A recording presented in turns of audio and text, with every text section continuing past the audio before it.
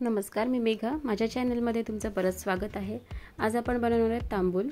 तांबूल म्हणजेच विडा. रेणुका मातेला हा विडा प्रसाद म्हणून दिला जातो, त्यालाच तांबूल म्हणतात. आपण जर त्या दर्शनाला गेलो तिथे तर मात्र हाच प्रसाद आपल्याला तिथे मिळतो.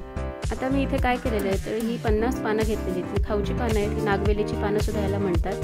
तर ही छान धुवून पुसून स्वच्छ असे निवडून घेतलेली आहेत. खराब पानं टाकून दिलेली आहेत आणि बाकीच्या पानांची काय देठं काढून घेतलेली आहेत मी.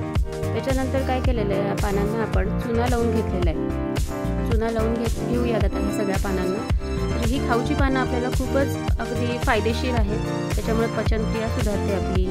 अपचन असेल काही जणांना त्याचा त्रास जर असेल किंवा ॲसिडिटीचा त्रास असेल तर तो कमी होतो. त्यानंतर हिरड्या पण आपल्या मजबूत होतात. दातावर जर पिवळा थर असेल तर तो पण ह्याने कमी होतो. आतील काही सूज असेल, काही जखम असेल आतील भागामध्ये तर ती पण ह्याने बरी होते. तर आपल्या संस्कृतीमध्ये तर पान खाण्याचे दाखले दिले जातात आणि आपला प्रघात पण होता पूर्वीपासून. तर आपण पान खाल्लं पाहिजे. आपल्या आरोग्यासाठी ते चांगलं आहे. कॉन्स्टिपेशनमध्ये पण याचा फार फायदा होतो. आरामदायक आहे हे. अँटीसेप्टिक गुणामुळे तर काय अगदीच आतील सगळ्या सूज किंवा काही जे म्हणता येईल नॅचरल पेन किलर तर त्यामुळे हे उत्तमच आहे. खाऊची पानं ही खाल्ली पाहिजेत रोज. तर आता याच्या पुढे आता बघा ही कापून घेतलेली आहेत. कापून आपण मिक्सरच्या भांड्यामध्ये ही पानं टाकलेली आहेत. सगळी चुना लावून घेतलेली पानं आहेत. आणि याच्या पुढे आपण काय करणार आहे त्याच्यामध्ये सगळं साहित्य घालून घेणार आहे. तर त्याच्यामध्ये सगळ्यात आधी मी घातलेला आहे कातची पावडर आहे. तो फोडून सुद्धा जर घट्ट असेल तर तो फोडून किंवा उगाळूनही आपण घालू शकतो. त्याच्यानंतर आपण कच्ची बडीशोप घातलेली याच्यामध्ये, भाजकी नाही आहे, साधीच आहे आपली ही बडीशोप. त्याच्यानंतर त्याच्यामध्ये घातलेली आहे मी धना डाळ. हे प्रमाण जे मी घालते ते तुम्ही अंदाजाने तुमच्या चवीनुसार तुम्ही घालू शकता.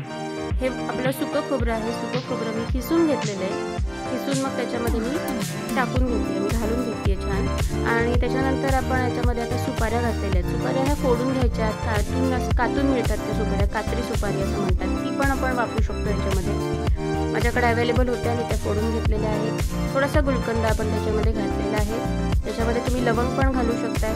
लवंग पण खूप छान लागते या पानामध्ये. आणि या सगळ्यांचे गुणधर्म हे वेगवेगळे आहेत. आणि सगळ्यात महत्त्वाचं म्हणजे हा एकत्र खाऊन जो आपल्या आरोग्याला फायदा होतो तो खूप महत्त्वाचा आहे. थोडी वेलची पावडर राहिली होती ती मी आता याच्यात घातलेली आहे आणि परत हे फिरवून घेतलेलं आहे. बघा कसं छान तांबूल झालेलं आहे. तुम्हाला ही रेसिपी कशी वाटली मला नक्की सांगा. कमेंट करा, लाईक करा, शेअर करा आणि सबस्क्राईब करा.